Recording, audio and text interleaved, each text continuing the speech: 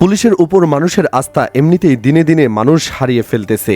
এর মধ্যে রোজার মাসে প্রকাশ্যে জুয়া খেলা আর সেই সাথে নারী নিয়ে অশ্লীলতা, যা পুলিশ বাহিনীকে লজ্জায় ডুবিয়েছে কতিপয় কিছু পুলিশ সদস্য। দর্শক, এমন একটি কাজ যা সামাজিক যোগাযোগ মাধ্যম ফেসবুকে নিন্দার ঝড় বইছে। ন্যাক্কারজনক এই ঘটনাটি ঘটেছে গাইবান্ধা শহর পুলিশ ফাঁড়ির ভেতরে। খবর নিয়ে জানা গেছে কয়েকজন পুলিশ কর্মকর্তা ও সদস্যের টাকা দিয়ে জুয়া খেলা এবং নারী নিয়ে অশ্লীল ভিডিও সামাজিক যোগাযোগ মাধ্যমে ভাইরাল হয়েছে। ভিডিওটি 2 দিন ধরে ফেসবুকে ভাসছে। এদিকে ঘটনাটির তদন্তে গাইবান্ধা অতিরিক্ত পুলিশ সুপার শেখ মুত্তাজুল ইসলামকে আহ্বায়ক করে এক সদস্যের তদন্ত কমিটি গঠন করা হয়েছে।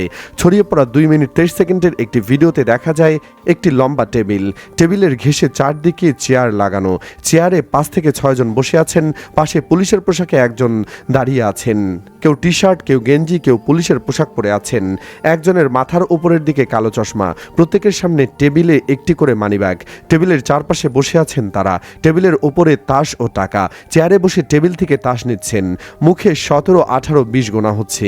একটু পরপর মানিব্যাগ থেকে কেউ টাকা বের করে টেবিলের উপর রাখছেন। কেউ তাস হাতে নিচ্ছেন। টেবিলের উপর 10 টাকা, 20 টাকা ও 500 টাকা ও 1000 টাকার অনেক নোট ছড়িয়ে ছিটিয়ে আছে। 4 মিনিট 37 সেকেন্ডের অন্য একটি ভিডিওতে পুলিশ সদস্যকে এক নারীর সঙ্গে ঘনিষ্ঠ দৃশ্যে দেখা যায়। ভিডিও দুটি প্রতিবেদকের কাছে সংরক্ষিত। এ বিষয়ে দুপুরে গাইবান্ধার পুলিশ সুপার জসিমউদ্দিন মুঠোফোনে বলেন, ফাঁড়িতে তারা টাকা দিয়ে খেলতেছে, এটা অপরাধ। তিনি আরও বলেন, ভিডিওতে আমরা চিনতে পেরেছি, তাদের পুলিশ লাইনে প্রত্যাহার করা হয়েছে। এছাড়া ঘটনাটি তদন্তে পুলিশ সুপার শেখ মুত্তাজুল ইসলামকে দায়িত্ব দেওয়া হয়েছে। দর্শক, আমাদের দেশের পুলিশ দুর্নীতিতে ভরপুর। তাদের ঘুষ বাণিজ্যের কারণে দেশের মানুষ পুলিশদের পছন্দ করে না।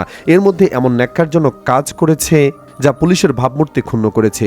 যেসব পুলিশ সদস্য এই কাজে জড়িত তাদের এমন শাস্তি